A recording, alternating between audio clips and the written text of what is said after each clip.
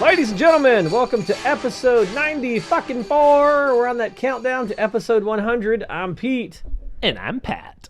Oh my God, did you pause or are we're getting serious lag time here? Are we getting lag time? That would explain why, like, during the syncing, there was, like, this long pause after it. I'm like, is everything okay? Did you hear it? I really thought that you were just pausing for dramatic effect. Nah, it's, I guess we're getting the good old Skype delay. That hasn't happened in a while, like, since they fixed my internet. It's not even raining tonight. The internet feels like fucking with me. Since I moved to a new place where street children don't scream outside my window anymore. And, like, sirens don't, like, fire off outside of it every 5 minutes. Remember that? Those were fun times. God, do you remember, like, the earliest episodes when you would podcast in your closet? Like, you would just have to get in there and overheat? Yeah, that was, and now I'm, I guess, moderately better. I'm in a room. A room's good. And you don't have, like... closet-sized room. You don't have, like, a cat that'll jump on your equipment and shut it all down when you're in the middle of trying to record? Yeah, but I miss that cat. Yeah. Edgar Meowin Poe or Meowlin? Yeah. Merlin? Well, sacrifices had to be made, and last time I was, stopping by the old apartment to pick up some mail, like, we had a real sad moment because I was like, hey, buddy, and he just looked at me like, psst, I don't know you. And then just walked on away, and I was like, you little bastard.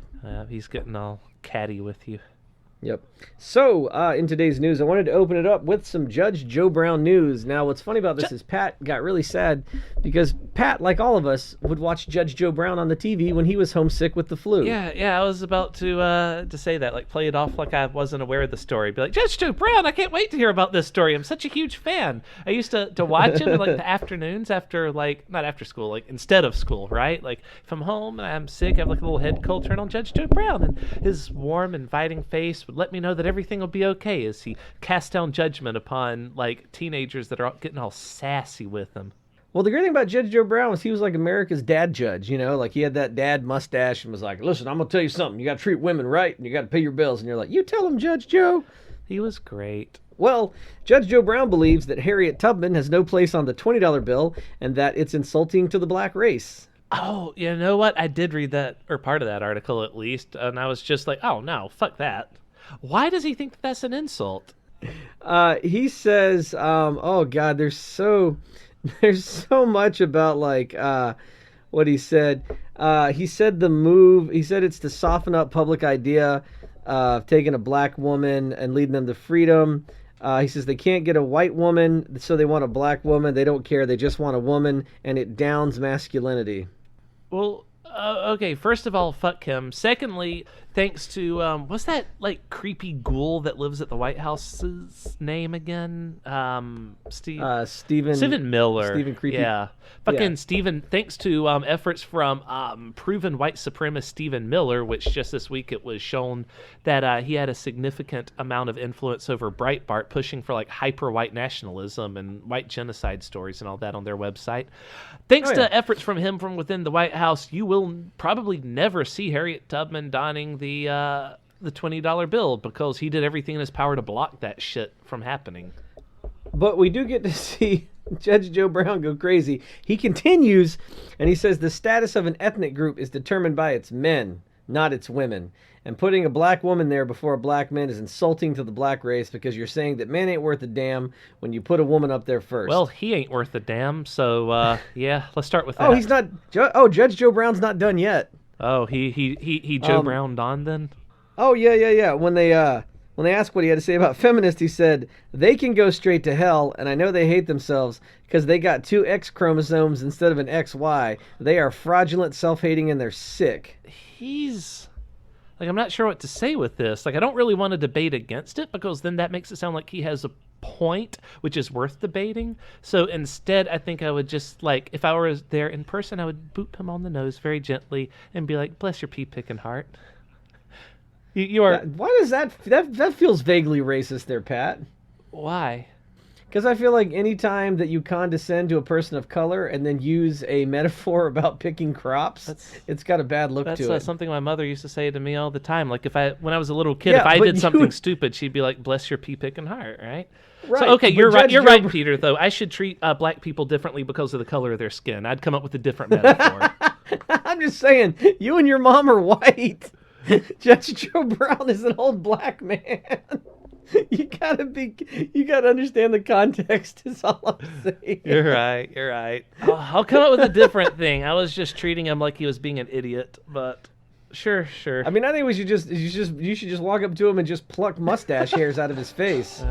I don't know what my computer's doing, but it's making a lot of noise. Are you on Fox News's Fox News's I have website? so many windows.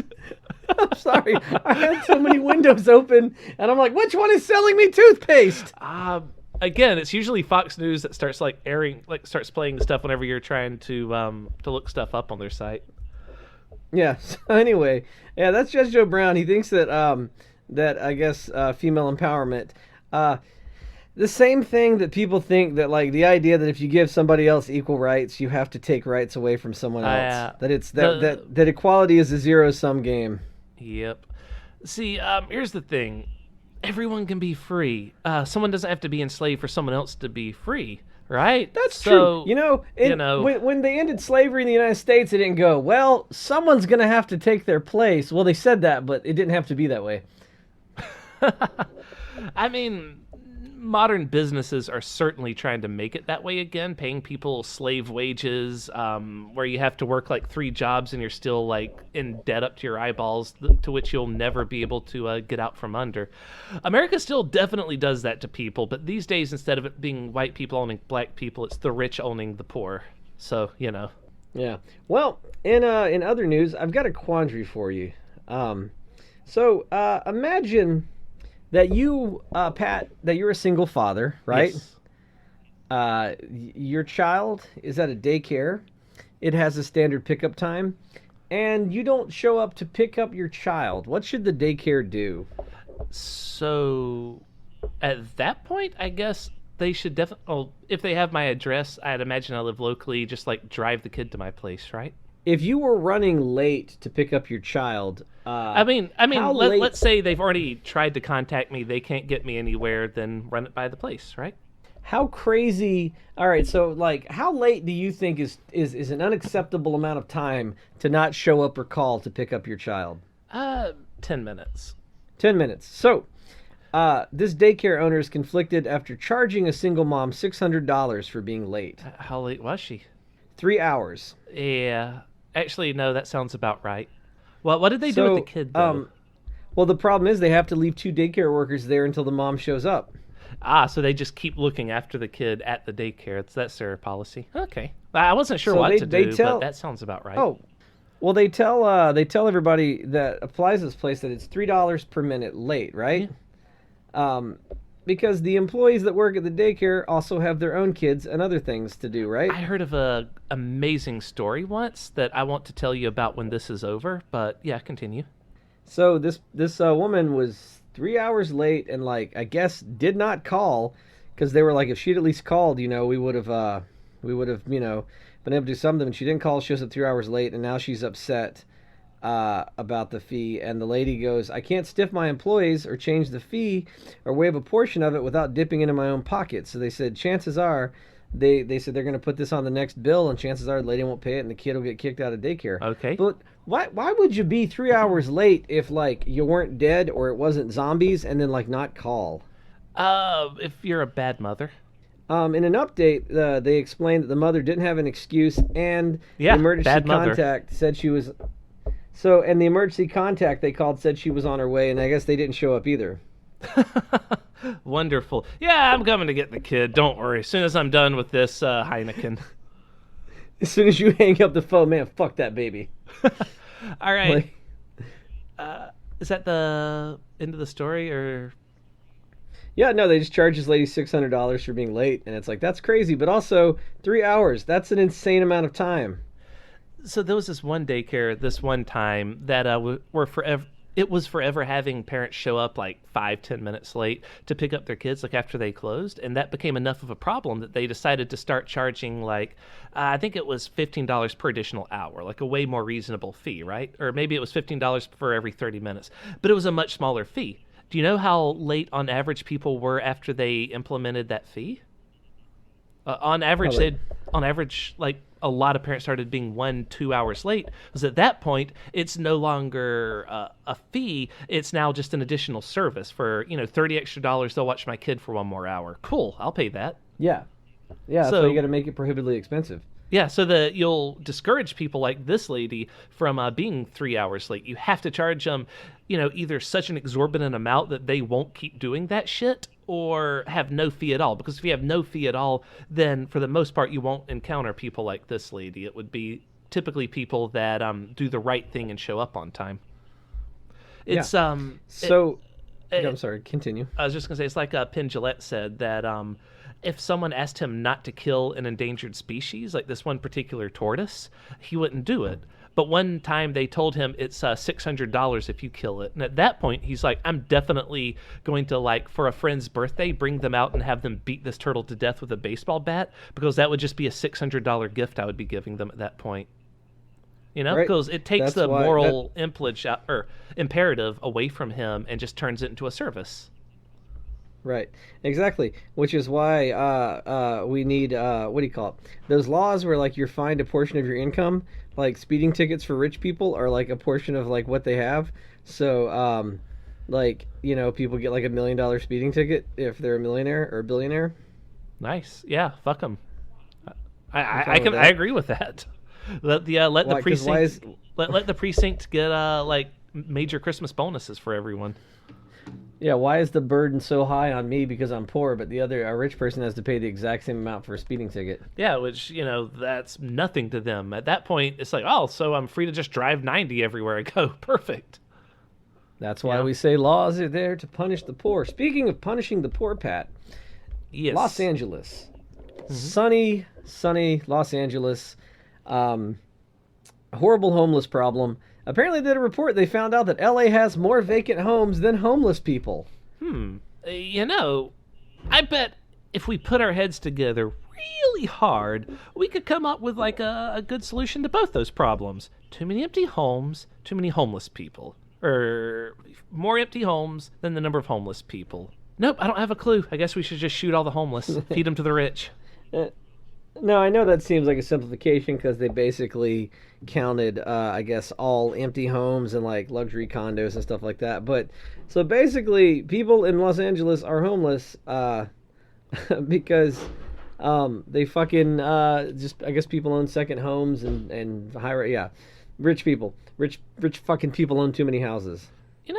If I was rich, I would just start buying some of these vacant houses and just let people live there, right? Like, let there be some kind of maybe application process to prove that you're poor AF, and then just be like, cool, yeah, stay here. It's yours. Have at it. I would try to be like Jimmy Carter and just create like some good housing for people. Well, report authors recommend lawmakers pursue a vacant home tax. They say a penalty would discourage the practice of investing in vacant housing stock purely for financial gain, which I agree. I think that you see a problem like this, you should definitely legislate it. I think that could go a long way. I just want to get those homeless people into those homes. There has to be some way to do it. Now, I know that a lot of homeless people are just fucking crazy, and they just would not be able to function in society anymore. For whatever reason, society broke them. But at that point, come up with something like a nursing home, but for, crazy homeless people. I don't know. Well, there has to be a way there has to be a way to deal with this and not just leave people out in the cold to die. When I talk about housing the homeless, I always say, look, you're mad because we're just giving stuff away, right? But I ask you, where would you rather the homeless be? On the street or somewhere in a house?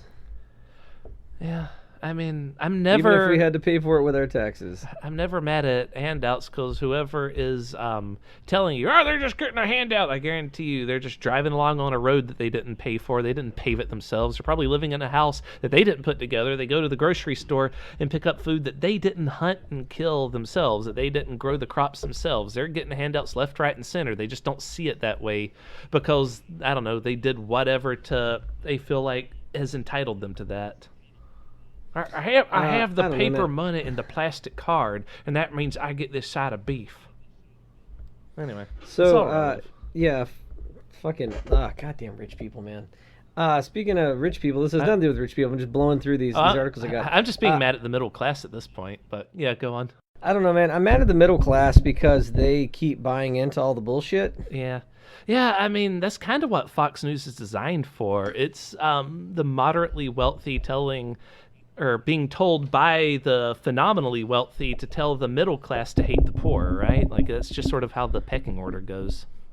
Well, the biggest problem, and Sasha Baron Cohen actually had this great speech that I was surprised they showed on Facebook. Yeah.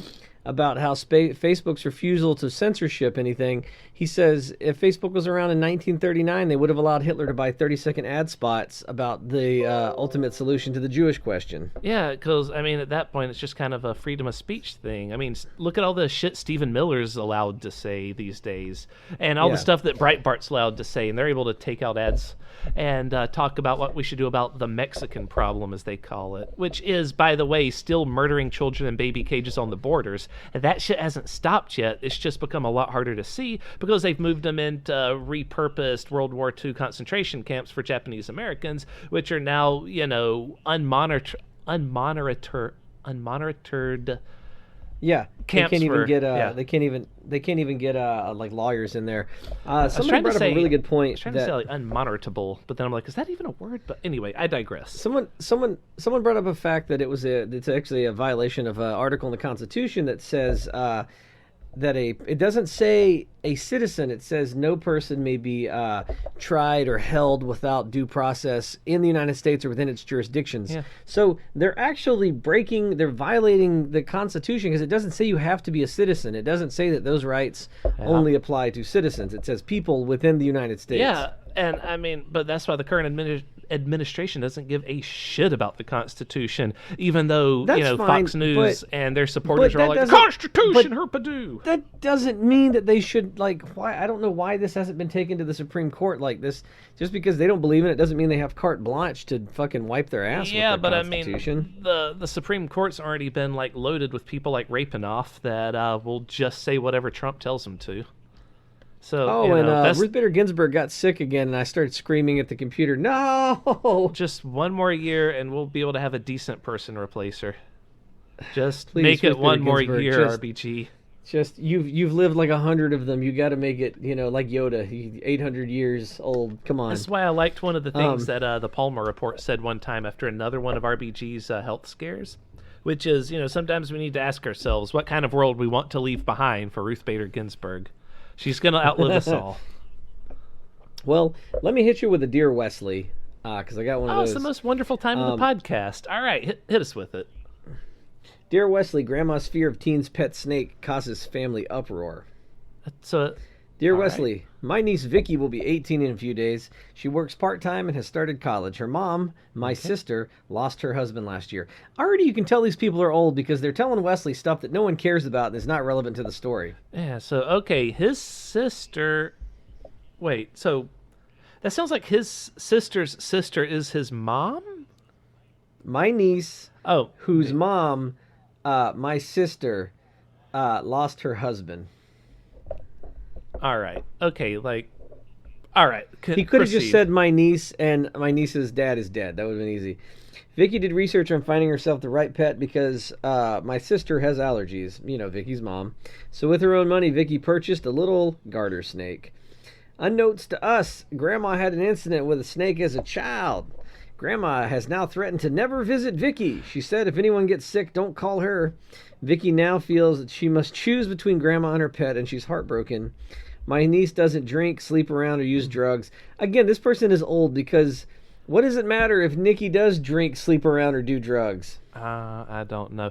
Look, I hate people like that are all like, I had an incident with an animal when I was 5 and now I hate it for life. It's like, I don't give a fuck. You know how many traumatic incidences I've been through in my life? And I don't completely avoid shit like cars. I still drive even though they've tried to actively kill me so many times now.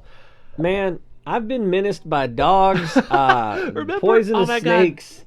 One of my favorite stories ever. I just remembered it the other day, and I was like, oh my God, that's something that actually happened. When the two of us were biking around Gville, and we went to this one place. It's at night, right, ladies and gentlemen, listening on the podcast. It's at night. Pete and I are just riding around this small town, and we go way out into the boondocks out back, and there's this stretch of highway that goes like way down into absolute pitch darkness, and it goes way down and then way back up. So it's just a dip in the road. There's a dip in the road right there. Yeah, I remember that spot very well. And we're on bicycles, so all of our moving depends on like our own muscles and our own ability to keep going. We go down into the darkness and we can't see shit. Like, we're absolutely blind. We're just going forward and hoping. People don't have an appreciation for how dark it gets when you're out of the city, and like when the sun goes down, the light is gone. Like, if it's not a full moon, it is like pitch black, so we can barely see the road in front of us. If there's cloud coverage, you can't. There's no stars at that point. There's nothing. And at this point, there's light at the top of the hill, but the trees cover up everything where we're at, and it's just pitch darkness as we go down into it. And as we hit the very bottom of the hill, like right where you start going back up, and now you're no longer being brought down by gravity, but instead you're going back up under your own strength. I'm like, oh, well, this is kind of difficult, so I'm going to be slowing down a whole lot. But then I can't. You're forgetting part of it too, is you had a good bicycle. I had a bicycle I had put together from parts of other old bicycles. No, I had the sodomizer at this point. Well, okay, fine. So your bike had a defunct seat that if you sat down too hard, it would sodomize you. But my bike had different parts from different bikes. The chain would slip, so you could pedal 3 times and then it would slip. Oh no! Like, there was a lot of problems with the bike I was on. It didn't go well. Yeah. So we hit this point of the trip where we're now going back up, and we're having to go back up under our own strength, which is fine. But it's a very tall hill, and it's going to be like 5 minutes before you reach the top of it. So 5 minutes of nonstop effort, probably more like 1 minute. I exaggerate, but. Point being is that just as soon as we're having to pedal up under our own strength and no longer being brought down by gravity, we hear through the bleak pitch darkness the barking of dogs, many dogs, very fast dogs, and they are within a heartbeat on top of us. Like, they are chasing us. They're nipping at our heels. They're running beside us. We can hear them. We can hear them just running like a horse. Just right beside us, barking very loudly all around us. And coming for our ankles. And so we now have to no longer, relax and go slower. We now have to pedal as hard as we can through the pitch black darkness, which, mind you, if we start like going a little bit off center, we'd go right off the road because we can't see the road in front of us. We just have to trust that we're still going in a straight line. My memories of this are a little bit different. My memories are like pitch blackness, dogs, and then you just take off, like, because your bike works. You were gone, and I'm still like slow, like, because I had to like pedal, and then the chain would slip, and then like pedal, and the chain would slip, and like they are on my ass. Like I am like, well, fuck Pat. I remember us being like side by side, but I guess if I had the opportunity, absolutely, your dog. Yeah, because those people that lived at the bottom of the hill right there around that curve, I remember because they didn't chain up their animals, and I killed their cat one time. Oh, with a baseball bat? No. I didn't go back and go, I'm going to kill you. No, I was driving home from school one day, and their cat started chasing my truck. And so I slowed down, and then he ran under the front tire. Oh, poor kitty. He did it himself. So, vengeance was served, I guess. Family lost a cat. Yeah, but anyway, either we survived or we were eaten by dogs, and you've been listening to those Ghost Streakers all this time. But we got out of there. But I'm not afraid of dogs. At least we were on bikes. Yeah. That time I went out camping by myself, and I had someone drop me off in the middle of the woods, and then I got bored and decided to hike the 10 miles back into town. Yeah. I was walking down the road in the middle of the night. And again, I don't know what it is with people at night not chaining up their dogs, but like these huge Rottweilers came out of the shadows and started following me, like snarling and stuff. God. And I am alone in like on this deserted highway in like 2 a.m, and all I knew was that if I ran, they would think I was prey, and if I stopped, they would feel like I was invading their territory. So all I did was just keep walking slowly, determinedly forward. In the hopes that once I exited what they felt was their territory, they'd leave me alone. Huh. And then they killed you? And then I hitchhiked with the guy the rest of the way. And then he killed you? No. I guess after you've been savaged by dogs, you're not worried about getting killed as a hitchhiker. Anyway, my point is, I don't hate dogs eternally because of that. Yeah, that was the point we were getting to here. And also, I know a lady that was attacked by a goose when she was young, right? Took a huge chunk out of her leg. Later in life, she encountered an angry goose that was attacking some people that were just trying to do some shit by a pond. And you know what she did? She didn't freak out and go, "Oh no, a goose, I'm a run." No, she went and helped the people out. She fought the goose off with a stick. Dude, I'd punch a goose. I mean, yeah, they're very punchable. They're also very silly. Yeah, I don't know. Like I don't have another point of that. But yeah, the point is that just because you had a traumatic incident with an animal whenever you were young doesn't mean you should be like, I don't like it forever. Just like fucking balls up. I don't know. Well, no one's telling Grandma to hold the snake. That's why I hate old people. As soon as she comes in the door, think fast, Grandma, and just throw the snake. It's the same reason, like, these are the same old people that were like, I don't want the slaves to be free, and if they're free, I don't want them to be allowed to vote. I don't want the slaves to be free, and if they're free, I'm not coming over anymore. You tell that lady to stop doing the drugs and the sleeping around.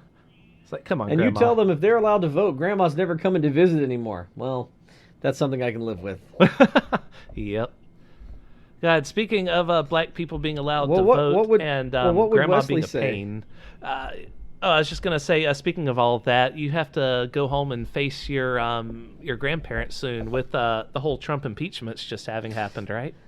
No, I don't think they'll say anything. I've said it before, I'll say it again. I'm more worried about my crazy uncle, because everyone else keeps the peace. Mm-hmm. So what would Wesley say about this? Oh, well, what you gotta... Yeah, what's what you gotta do is just cook the snake up with a little Mrs. Dash on the side and then feed it to Grandma. It'll be funny. Oh. I don't know. I'm not sure Wesley would have an opinion on this. I think he would just be like, well, she doesn't want to come around any more than fuck her. What you gotta do is you gotta make a snake pit for Grandma to fall in, and that'll learn the old bitch. If she doesn't like there being one snake at your house, what you do is you go to her house and you just fill it full of snakes. There'll be so many snakes. I can't do Wesley's voice without laughing. Oh, no. There'll be so many snakes there that she'll be like, oh no, that's too many snakes, and then she'll go to your house and live there and be perfectly okay with the one snake, is what I was going to say. Exactly. Because there's one snake in a terrarium, or there's a bunch of them more like squirming around on her floor. What's she gonna do? She'll wake up. That's some sound advice, Wesley. She'll wake up and she'll see a snake head next to her in her bed, and she'll be like, "Oh no!" It's like this one time I was trying to eat a chicken sandwich, and someone put some lettuce on it, so I was like, "No." Anyway. Well, this next one, Wesley, they say weary wife is ready to leave loveless, unfulfilled marriage. Okay. So. Dear Wesley, I've been married for 24 years and I have 2 daughters. I'm in business with my husband and work 6 days a week. We don't take vacations, go on date nights, or spend time together outside of work. I have had my own bedroom for 15 years because he needs his sleep. Our sex life ended 2 years ago because he says I'm too heavy. I'm sorry, I don't mean to laugh. Okay, this sounds like the article from last week about the wife that stopped having sex with her husband because he's a smoker. Like, this is like the opposite problem. Now it's just like a lady being put out. No. This is the one. This one seems like she wrote in to tell her side. Yeah, no, that's what I'm saying. This is just sort of the opposite problem. This is where the lady had a husband that just like stopped. So yeah, fucking leave him. What are you doing? I do my best to take care of dentist, doctor appointments for the kids, cook healthy meals, prayer holidays, drive school, carpool, etc. I feel unappreciated, taken for granted, and trapped. He complains that I'm not giving him attention, but then he'll comment on my appearance or criticize me for small tasks and say I didn't do it his way. I'm tired and overworked. Is it wrong that I want to divorce him and be free of this loveless marriage? I cannot picture this boring, unfulfilled life for the next 5 or 10 years. I've fantasized about life without him every single day for the last year. Now, I don't claim to be perfect. I'm patient and easy going to a fault, but he is, oh, here we go. He has had 2 affairs and blames me for them, and I have been here for the business and the kids, but what about me? I've been going to night school to take up nursing as a new career to support myself as a backup plan. I need to know what to do, but I guess I'm looking for validation. There's got to be more to life than what I'm feeling. Enact that backup plan now. Yeah, how you going to cheat on somebody and go, I'm going out to have an affair, and just so you know, this is your fault? All right, so slight problem here is that Skype cut out like most of that. Like I was talking to you, then I'm like, hello, can you hear me? And then just like all the story happened at once. And I was like, oh, okay, here we go. So I'm missing part of that. But I did gather that this guy's an asshole and she needs to like exit stage left ASAP. Well, he told her that they're not going to have sex anymore because she's fat, and that it's her fault that he's going to have 2 different affairs. I think Wesley would take personal umbrage with that and be like, "Well, the last time I had a lady, or the last time I had a husband tell me that I was too fat, I was like, oh, screw you,' and then I ate him." And then I filled his house full of snakes. I had some left over from Grandma's house. I don't know. Man, like, if at any point your fantasy is to not be in your marriage, leave, man. Just get out. Like, it terrifies me to think that people could be like, I had dreams once, and then 20 years went by, and I realized I was married to a human piece of shit. Like, oh, God. it's the same way that I used to work at Walmart, and you'd have coworkers who had worked there for like 30 years saying, "Oh yeah, one of these days I'll leave this store and make something of my life." And you'd be like, "Oh no, I'm not gonna be this." There were so many just 80-year-olds are like, I got me a plan. I'm going to go to night school, and then I'm going to become a ham radio operator. And you're like, you don't have the heart to tell them that that's not even a relevant technology anymore. Yep. Oh, as soon as I get out of here, I'll start repairing the old buggies and the horses. Oh, it'll be a splendid living. Oh, I'll be a rockin' bachelor again in no time. I've even started studying disco. That'll impress the ladies. I've always had a thing for cartography. Maybe I'll head out west and help map out the Northwest Territory, And you're like, I'll be heading out to California way, because I hear there's some gold in those hills. I hear there's just gold in the streams. I'm heading out that way to Pan just as soon as I save up enough money for my Walmart greeter job. And you're like, oh, no. No. I never had the heart to tell them, so chances are they're still there. Yeah. I mean, the good news is that they're never going to be able to afford to, get the bison to pull their cart across the Oregon Trail and to ford that river to Oregon. So since they'll never afford it, they'll never do it, and they'll never find out that all those jobs are dead. So in China news, so like I was telling you earlier before we had a podcast interruption, I follow China Daily, the news feed, and God, dude, they are. Oh, I didn't tell you my China theory. Yeah, this all ties together. So as you know, they're fighting to be free in Hong Kong. Not going to happen. The revolution of our age. Yeah, they keep trying to put up these crazy propaganda posters, and there's this one that's this really long cartoon where it's just like most of the elderly are against. Like these cartoons are against the riots, but here's what protesters do. And it's a bunch of stuff like protesters often steal their IDs so the old people can't vote. And then all the protesters get in line so the line's way too long for old people to vote. Is this really democracy? And I'm like, really, China? That's your fucking... Oh, God. That seems like it's fairly weak propaganda, but at the same time, it helps, scare the old people, which is basically what we're doing in America. Fox News exists to scare the old people into continuing to vote Republican. The Democrats say they want to give you health care. You know why old people don't support the revolution in China? What's that? Because last time they tried to revolt, they killed all of them. Could be. All their old people are like, I remember I used to have a friend named Ted, and then the Chinese government made him disappear. What happened to Ted? His organs are in your soup. Probably. But what's terrifying is you'll see that, and then you'll see other news sources. China's slowly, they're loading up protesters onto trains back to mainland China, where you will never see them again, unless it's in your soup. Yeah. Animal crackers in my soup. Hey, here's Ted's finger loop-de-loop. So here's the fucked up part. So this is my theory, right? You ready for me to get all like Alex Jones on you? Oh, are they turning the freaking protesters gay? Turning the freaking protesters gay. Turning the Chinese food gay. So what they're doing, and this is my take it or leave it, but this is my analysis of it. So Hong Kong is a testing ground for China. They're seeing what tactics work. They're kind of playing around because the whole time we've been like, well, why don't they do the thing where they just kill everyone in the city, right? Yeah. It's bad PR. They're trying to perfect their techniques, right? Right. So if they try these techniques and figure out how to break the back of the resistance in such a way that they can kind of deny it and be like, oh, the protesters are just rioters. It's Black Lives Matter. That's who's doing it. You know what I mean? Yeah. If they can do that, they're going to take everything they've learned and they're going to use it to invade Taiwan.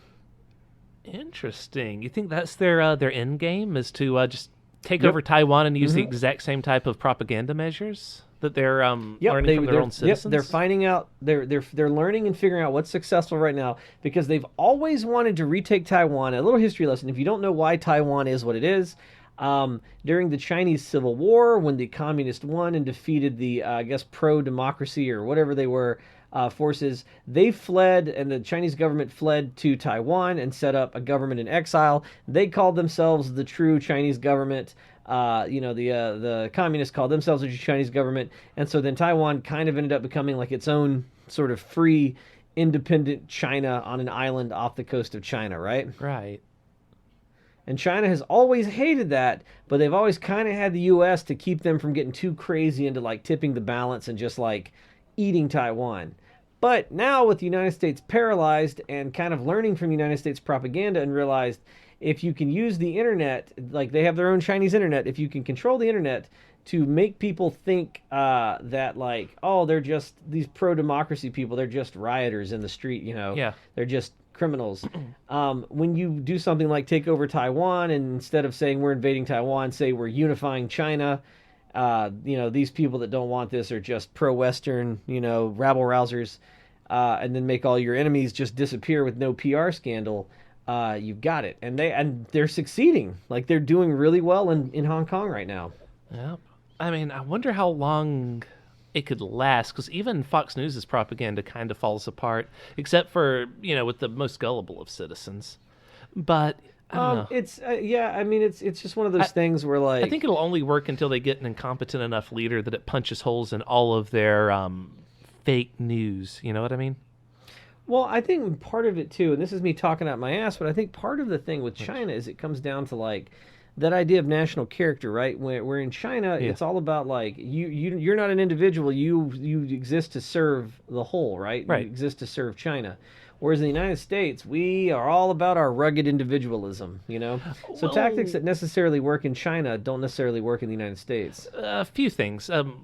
One, yes, I'm aware that the current guy is basically president for life, so, them getting an incompetent leader wouldn't be until at least Winnie the Pooh's gone, but Xi Jinping. But secondly, yeah, the individualism with America is something that I've been thinking about a lot lately. And I wonder, riddle me this, Peter, do you think that that's always been there and then it was twisted by capitalism? Or do you think capitalism invented it just to fuck people over? No, I think it's always been there. This whole idea, I mean, like, if you look at the very foundation of the United States, these people came over because they did not like the caste system in Europe, the idea that you can't change your stars. You're born, you better know your place. Yeah. People left that and they go, this is great. I can be whoever the fuck I want to be. And the only thing that holds me down is, bad luck or lack of talent. You know what I mean? Like, if I'm smart enough, innovative enough, and whether that was true or not, I feel like it was possibly true at one point because you could just kind of go. That's the whole American dream, being able to lift yourself up by your bootstraps. The pioneer spirit is you can just go out into the woods and carve out a farm and a house and make something out of yourself, Yeah. But of course, that's been twisted into a wretched abomination in today's world. Because how they use it against us is they're able to say, the whole thing like we were talking about earlier with the homeless problem. It's like, well, we should be individualism. So if those people are homeless, they need to lift themselves up by their bootstraps and succeed on their own. You have a home, so clearly you earned that home. So you got yours, Jack. Right. Fuck everyone else. And it's been twisted into the idea that poverty is a moral defect. Right. Not a result of the system being corrupt. That's part of the just world fallacy, where people believe that everyone has what they had coming to them, when that's clearly never the case. I wonder if I would feel different if I was in the top 1%, as far as like social mobility is a positive thing, because I think that if you let people become socially mobile, I think it's better for your society overall. And I wonder, are the rich that deluded and detached from reality that they're like, I must become richer standing on the heads of my employees? Like, yeah, I mean, sure, of course they are. They don't live in a normal world. Like, they don't have normal fears. All their fears is like, oh, I certainly hope my second Bengal tiger doesn't get loose again. I mean, they're never concerned about where their next meal's coming from. They're never concerned about, oh, are these pants so frayed that I need to get new ones, or can I wear them for one more year? Like, they that they don't have real people fears. They have rich people fears. Even the best of them, like what's his face? Elon Musk is a great person, but he still has like really weird ideas if you sit down and talk to him about things. He's not really trying to help people as much as he could. You want to know how detached rich people are? I got this great fucking story for you. Have you heard about the interview with Prince Andrew, Duke of York? No. Did you hear that Michael Bloomberg's officially running for president?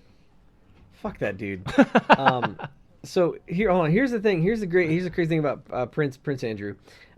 He is royal. The royalty in England, I guess, Duke of York, whatever. I guess he's not in line for the throne unless a lot of people die. But next in line to be Visser One. But he has a lot of like, anyway. Because all they do is go to galas and like they're on the board of all these things and trustees and all this, right? Yes. So it turns out that he was a real tight friend of Epstein. Remember the world globetrotting rich pedophile that mysteriously died in prison? Who mysteriously suicided himself in prison, which he was definitely killed, but we don't know who had him killed. 100%. So Epstein was definitely a sex offender who had a whole like sex offender island of his own. Yep. Anyway, so Prince Andrew goes on this fucking interview, and so so they're asking about his friendship with Epstein, and he's not saying what you should say if you've been accused of being friends with a known pedophile, or if you've been accused of having sex with underage girls yourself, which is, I had no knowledge of that. I did not know we were friends, but that was he just kind of like defended the friendship, and now he's being dropped from all the boards and shit, like the 230 things he's on the board of trustees for. He's being dropped from all his charities. The royal family is like super pissed off at him for just this muddling interview where he's just like, Epstein was a friend of mine, and well, sometimes friendship is like a ball of yarn, you see, like trying to like and you can tell he's just sweating and fucking it up. Here's the thing, like I have almost nothing but umbrage and hatred for Donald J. Trump. But whenever he was asked recently about the Ukrainian ambassador who had paid him millions of dollars in the past, like they've had private conversations, that they know each other very well. He was asked about that guy, and he's like, oh, no, I don't really know him. He's just a coffee boy. Never heard of him, really. I mean, I knew his name. I knew of him casually in passing, but I didn't really know him. Trump knows how to fucking deny a relationship whenever the other shoe drops. This guy's just a rich moron, like born into royalty, like just had everything handed to him his whole life, and that's where Trump has the advantage because he's not actually rich. So here's some of the phrases he used. He acknowledged, quote, Epstein conducted himself in a manner unbecoming. I like the dramatic music. And the guy, the lady even goes, unbecoming. She goes, he was a sex offender, and he goes, yes, I'm sorry, I'm being polite. Like, dude, shut the fuck up. Like, Jesus Christ. I do say, buggering the boys is most unbecoming. But upon entry, I thought him a woman. Like, that kind of shit. Like, Jesus Christ. It's sad that this guy's not locked up. And the reason he's not locked up is because Epstein was killed. Because this dude definitely, there's like women that are accusing him of like being sold to him like by Epstein. Yeah. Like, oh my God, dude. This fucking idiot. Like, you didn't have to do the interview. You could have just not said anything to anybody. Or just been like, Epstein, oh, I hardly knew him. He's just a coffee boy. Epstein, I meet so many people. I can't even. But he's just. You see, friendship is a bit like it's a bit like a pudding. You don't always know what goes in it. Like, just shut up, dude. What the fuck is wrong with you? It's or like in Shrek, friendship is like an onion. There are many layers to it, and in some of these layers, maybe there's some underage girls, but Yeah. Some of these layers of pedophilia. I don't know. Just because I was on his pedophilia island doesn't mean that I myself am a pedophile. A pedophile? Anyway, I digress. But what I'm saying is, a friendship is a bond. Like, you're just like, oh my God, dude. It pedophiles bad man. Now, this is one of those ones where I go, all right, cancel culture, you should get on this. Cancel royalty. I think that the royal family should be stripped of all their holdings. all of their holdings given to victims of sex crimes, and they should all be given a house in a working class neighborhood, and then we can just film them. That would be funny. Oh, let's put the Queen of England into like a reality show or something. That would be fun. Yes, you put all the royals into like a 4-bedroom, like a 4-bedroom house in like a working neighborhood, like in London or like somewhere maybe even smaller than London, and then you film it. I bet the Queen of England could be like a Walmart greeter, and then she'll be like, "Oh, in a few years I'll be out of here and teaching choreography." Because here's the thing, no one even knew who Prince Andrew was until he was like, you see, pedophilia is a bit like an enigma, right? You don't really, it's, a lot of times you plant things and you're not really sure what's going to grow in the soil. Like, he didn't have to do any of that. Like, this is how either stupid, oblivious, or just, like, protected this dude is. It's just like, oh, it doesn't matter if I'm close friends with a known pedophile on his pedophile island. By the way, I keep repeating that. Epstein had an island. Like, the dude owned an island that, like, he would go do his pedophile stuff on. Like, yeah. It's so weird. So, anyway, speaking of accused pedophiles, Donald Trump. This week was basically the entirety of all the public impeachment hearings, and now that's done and dusted.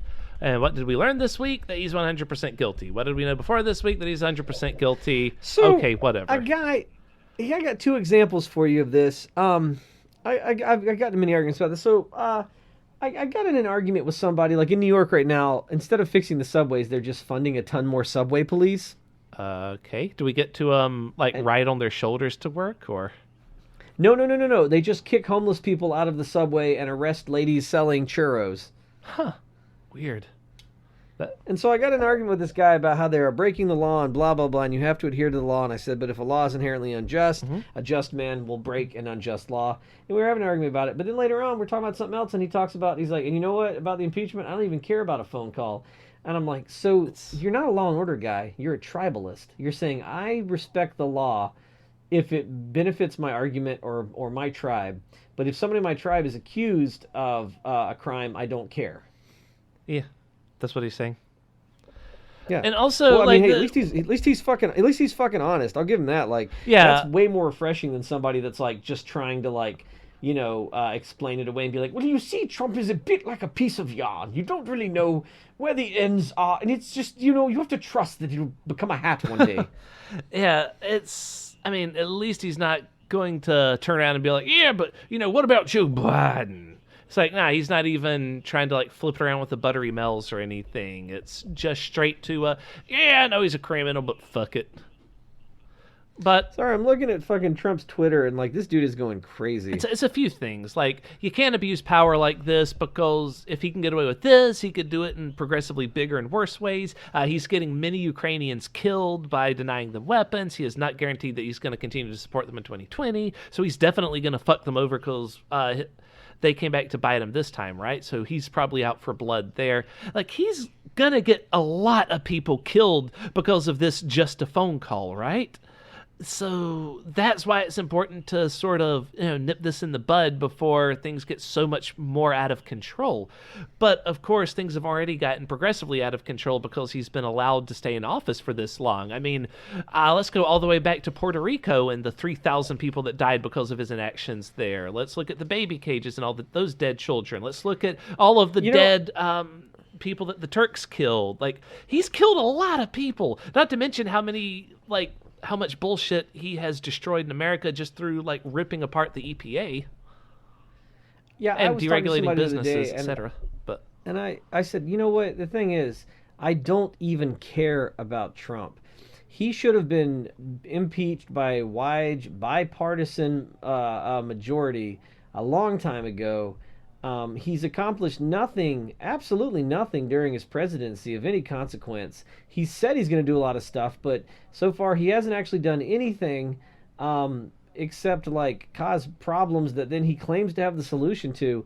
He should be gone because we have real issues that we need to work on as a country and as a people. We're at a complete standstill right now because we just have like this bull in a china shop wrecking everything. He's honestly a waste of time, and I'm annoyed. I'm annoyed at any amount of time I have to talk about him, or any amount of time I have to devote to this imbecile. because there are real things I'd like to hear. I'd like to hear policy discussions on. I would like to see if people think that the tech companies have violated monopoly rules, and to see updated legislation on the tech, because the tech companies control how you see information, and there's only like, what is it they call them, the Silicon Six? Yeah. Basically, 6 companies control almost all of the world's information, and we're not having discussions. Huh?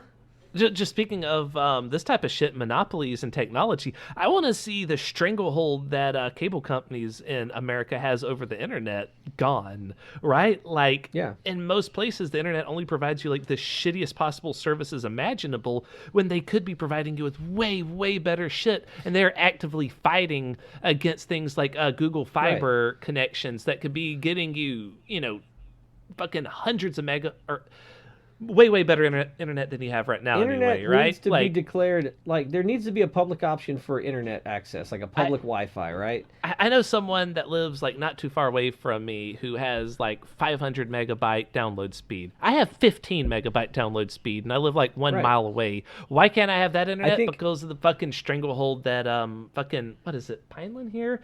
I don't know what I have, but it's garbage internet, and there are no other options for me to switch over to, so I'm screwed. Like, I can't be offered the same service this other person Why aren't we talking about things like a public auction for Wi-Fi, so that like the entire United States is covered in a publicly funded Wi-Fi, what do you call it? What's the word I'm looking for? A Wi-Fi net, like, right? So you can use the public Wi-Fi anywhere if you want.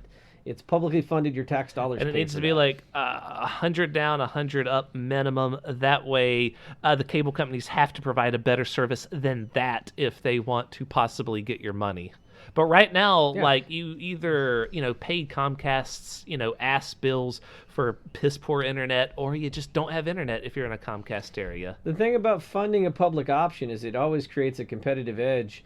It's like the post office right now. You have people that are doing a better job than the post office because the post office exists. If the post office didn't exist with their shitty service and their losing of your packages, imagine how terrible UPS would be. Yep. I think there should always be, and this is probably a terrible selling point, but I go, there always needs to be a taxpayer-funded bottom. Which brings us back to the public health care option. If that existed, then, the private options would have to be even better to compete. Yeah, up your game, Fucking, but yeah, so you were saying earlier, Bloomberg is running. Fuck, man, New York's got some of the best mayors and some of the fucking worst. Yeah. And speaking of Amazon, it's hard to believe that the owner of Amazon is so rich that he was able to order another billionaire and tell him to run for president. Because that's what happened, you realize, right? Did Bezos tell fucking... I did not know that. That's they happened. were on a phone call, and Bezos said, "You're going to run for president," and so now he is. Oh God, do you think Bloomberg will win because he just has all the money behind him? I don't know. Like, money doesn't seem to be affecting the Democratic race quite as much as it affected the Republican race, but we'll see. Right. I mean, enough propaganda. We're still a ways away. Enough propaganda can sway the votes. Speaking of the Democrats, old Papa Joe Biden came out and said he would not legalize marijuana because he still believes it's a gateway drug. He also said that he had the support of the only elected black female in the in Congress, and that really surprised one of the other people up there on stage with him, who was another black female congressperson. And she's like, "No, you're not supported by the only one. Another one's right here." Calling them another one, that seems like a very Joe Biden thing to do.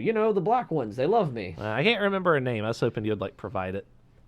Kamala Harris? Yeah, Kamala Harris. Well, Cory Booker said, I don't know about that. I wondered if Joe Biden was high when he said it. And I'm like, yeah, that's such an old man. Like, I think it's a gateway drug. It's a gateway in the same way that, like, alcohol is a gateway drug. You know what I mean? Like, Jesus Christ. I've dabbled. I've known so many stoners in my life, and very few of them also do other drugs. If they do other drugs, they're the type of person who would have done it with or without the pot in their life, Everybody we know in our life that's like under 50, that wasn't our parents' generation, has smoked weed at one time or another. Most of those people did not go on to be like, you know what, I could really use something stronger. How about some heroin? Got any black tar heroin? You know what I mean? How about some crack? Yeah. You got any meth? Like... People that are going to do meth are going to do meth. Like, there's something else going on there. It's not because they smoked weed once and they go, well, I'm stronger. But yeah, man, fuck Joe Biden. Like, if this dude takes the Democratic nomination, I hope he doesn't. Like, Christ. I feel bad for him and his terrible life, but like, come on, he just needs to Sleepy Joe Biden needs to just step away. I don't feel bad the same way I don't feel bad for Prince Andrew, because even after doing horrible things, or no matter what happens to you, you always have the option to just take a plane immediately to Aruba and sit on a private beach. Was that it? I don't know. Anyway, a lot of people in his family died, so. Yes, it's very sad. People in my family have died too, but you know what? I still don't have the option of just flying out to Aruba at any point to just sit on a beach and relax. That's true. Sleepy Joe Peter here. Yeah, many people's family die and then they go to work. Yep. So, yeah, let's get Elizabeth Warren up there. Let her win. God, it pisses me off every time I see, like, anyone talk about the election, from late-night comedians to SNL to the actual news, because nobody ever mentions Warren anymore. Like, they pretend like she doesn't exist. They talk about Joe. They talk about Bernie. Kamala Harris might get a mention. Because I want Elizabeth Warren to stay hidden like the golden child right up until the election, and then we blow her out, right? So Yes. that way they spend all their time building up a case against Joe Biden and attacking Bernie, and they just forget about Elizabeth Warren, and then bam, dark horse president. That would be amazing, but you got to remember, people actually need to remember that she's an option to vote for, and if her name's just not floating around out there enough, she ain't gonna get it. If Biden wins the nomination, Trump will take 2020. I guarantee it. That Biden can. We've talked about this before. Biden can't beat Trump because Biden is Republican light.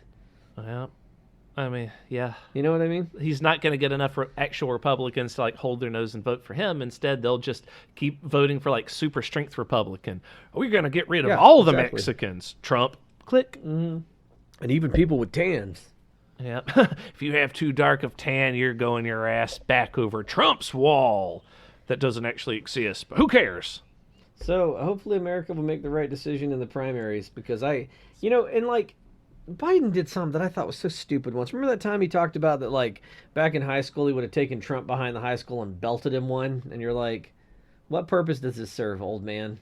I mean, yeah, because that got a lot of people to show, like, memes of Biden and Trump fighting, and it makes Trump look like a fighter in those memes. And I'm like, oh my God, Trump can't fight. In real life, Joe Biden would... But that's completely irrelevant. I don't know. Joe's pretty old. I would pay right, but Trump's never fought a day in his life for anything. Like, the biggest struggle he's ever had is probably choking on a chicken bone. So let's not. You know he doesn't choke. You know he doesn't eat chicken with bone in. He eats McNuggets, man. Well, I've seen him eat like a 12-piece bucket of KFC. My whole thing is that I would pay serious money to see Biden and Trump in an octagon. I would, because it'd probably be pretty boring because they're both going to run out of breath real quickly, but I'd pay to see it anyway. So, speaking of doing the right thing, Peter, you'll be helping me come up with the second draft of Dusk Belt Book 2 this coming week? I don't know, man. I'll be hiding out in a cabin over Thanksgiving with my girlfriend, so I'll either be reading your book or getting axe murdered. I don't know which yet. Excellent. I mean, not by her. Like, I think she'll be axe murdered too by someone else. I don't mean it like a Shining type situation. Well, anyway, I was just trying to advertise. Dusk Belt Book 2 should be out. Well, okay, it's not going to be out this month. We've kind of ran out of time for that. But hopefully in December, Dusk Belt Book 2 will finally be out. It'll be out in time for Christmas. And I swear to God, if you guys don't make me a bestseller like they made Donald Trump Jr. bestseller, I'm just going to scream. It was actually just like the RNC bought like 300,000 copies of his book or something. But yeah, how do we get the RNC to buy 300,000 copies of our book? It's much better. Let her dad be president? That's going to be real hard because my dad's dead, and I don't think your dad would take it even if he got the votes. He would hide out at the barn for 4 years. Oh, God, they're coming for me. They're going to make me be on camera, and then I'm going to be the one interrupting the Price is Right. He'd be the first guy that the Secret Service had to drag into the Oval Office. Like they just hold him down at the inauguration. He's like, I don't want to be here. I want to enjoy my retirement. Let me go, please. Let me go. And then he would go hide out under the barn like the dogs used to do, and Grandma Melrose would pull up. He had the dogs trained to hide from Grandma like he wanted to do.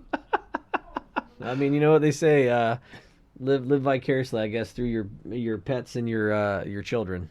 But in the meantime, if y'all can't get a Dusk Belt Book 2 as a stocking stuffer, get Dusk Belt Book 1 as a stocking stuffer. Give Me Back My Life. That's the name of the first book. Super Lad is the name of the second book. It'll be out soon. Look forward to that. And maybe, if you're lucky, and if we're lucky, Book 3 will also be out this year, but most likely you'll be expecting Book 3 in 2020. That would be The Wolf and the Ghost, or The Ghost and the Wolf. I don't remember the order that the name is in.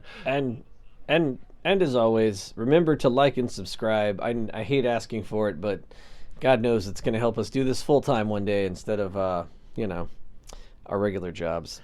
And then we could live full time at a cabin getting axe murdered. Wouldn't that be fun? Now, where can they like and subscribe us, Pete? I don't remember the socials ever. Oh, let me hit it then. You can find us at Those Muckrakers on Twitter. Also, thosemuckrakers@gmail.com if you want to send us your own Dear Wesley, so that we can read your personal innermost problems to the entire world, and then tell you how Wesley would add a little Mrs. Dash to brighten up your day. You know what? Maybe we'll release a small stocking stuffer for Christmas, just called like a very Wesley Christmas. I mean, we still have the Wesserpy book to release one of these days, but fun fact, I actually haven't taken any notes down about that, so I have just like a year worth of Facebook conversations to scroll back through and try to find all those pictures and recipes, and oh my God. That's going to be awful, because it's really hard to full screen those conversations. And they, like, if anyone says anything, I could be like 6 months in the past. One of you, like, post something new, and it'll snap me all the way down to the present, and I'd be like, fuck! And then I have to scroll all the way back up, and oh, it's awful. This is why we need to regulate the big tech companies. Yeah. But anyway, so yeah, a Very Wesley Christmas, or our Wesserpy cookbook. It'll be coming out soon, so you can learn how to make pizza bread yourself. It's just like bread with ketchup on it, and you bake it in the oven for a bit. It's Wesley food. It's Wesley food. It's I was about to say delicious, but it probably won't kill you. Buy the book to find more recipes.